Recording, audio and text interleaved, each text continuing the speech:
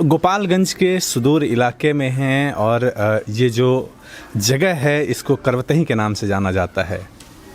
Sir वैसे तो बहुत सारी विषय हैं आपसे बात करने के लिए, लेकिन अगर हम आपसे बात करें कि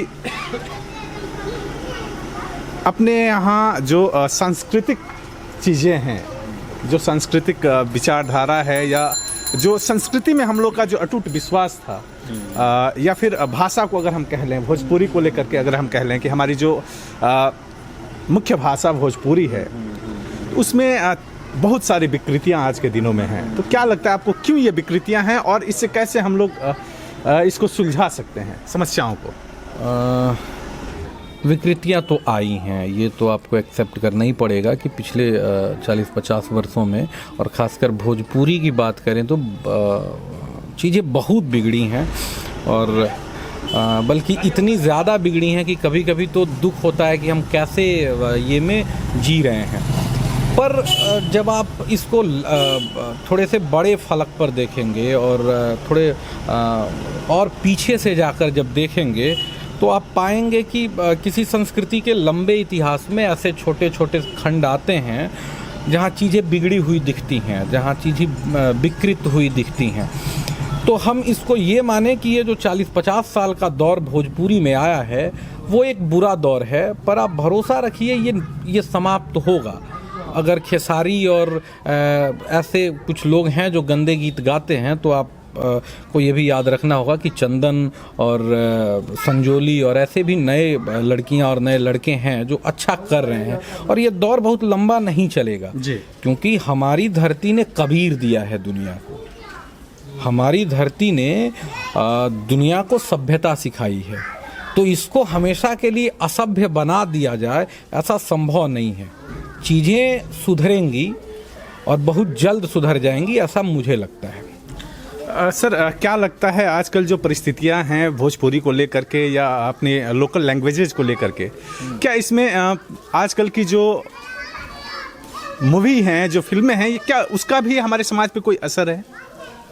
फिल्मों का असर तो है सर, फिल्मों का असर है, और मैं व्यक्तिगत रूप से ये मानता हूँ, हो सकता है कि आप मुझसे सहमत ना हों, पर मैं ये मानता हूँ कि हमारे समाज में आज के दौर में बहुत सारी विकृतियाँ ऐसी हैं जो सिनेमा के कारण आई जी, और बल्कि उसमें एक विशेष वर्ग का, कम्युनिस्टों का जो प्रभाव रहा शुरू से भारतीय सिनेमा में,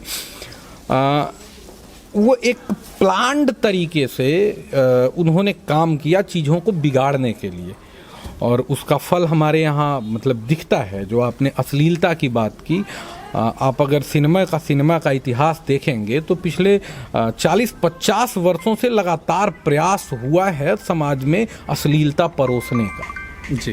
एक छोटा सा उदाहरण मैं आपको दूं। आज से 4-5 साल पहले एक खबर मैंने देखी थी, बड़ी हाईलाइट हुई थी, कि एक 4 साल के लड़के को रेप के आरोप में गिरफ्तार किया गया था। उसने किसी छोटी बच्ची का रेप किया था, एक 4 साल के बच्चे ने। आप सोचिए, 4 साल का बच्चा रेप को समझा कहाँ से होगा, करने को तो छोड़िए, उसे ये चीज समझ में कहाँ से आई होगी कि यह भी एक काम है और जो किया जाता है केवल और केवल टीवी से, सिनेमा से जी। तो सिनेमा ने चीज़ों को, समाज को बहुत बिगाड़ा है, और बचने के लिए वो कह लेते हैं कि जो समाज में होता है हम वो दिखाते हैं, ऐसा नहीं है जी। सच ये है कि वो पहले दिखाते हैं और बाद में समाज सीखता है और बिगड़ता है जी। हाँ, तो सिनेमा का प्रभाव बहुत ज़्यादा है हमारे समाज पर, और बहुत सारी गंदगी जो अभी पसरी हुई है उसका दोषी सिनेमा। मैं एक छोटी सी बात बताऊं आपको। 4 साल पहले सरोज खान, एक प्रसिद्ध कोरियोग्राफर थी सरोज खान, उन्होंने कहा कि क्या हो गया कि बॉलीवुड में दैहिक शोषण होता है तो बदले में तो काम भी देते हैं, पैसा भी देते हैं जी। आप समझ रहे हैं कितनी घिनौनी बात है जी। आप रेप को, आप दैहिक शोषण को एक तरह की मान्यता दिलवा रहे हैं कि अगर पैसा मिलता है तो ये बहुत बुरी चीज़ नहीं है। ये चीज़ें अगर समाज एक्सेप्ट करने लगे, जो कि वो प्रयास कर रहे हैं एक्सेप्ट कराने का, आप समझ रहे हैं चीज़ें कितनी बिगड़ जाएंगी।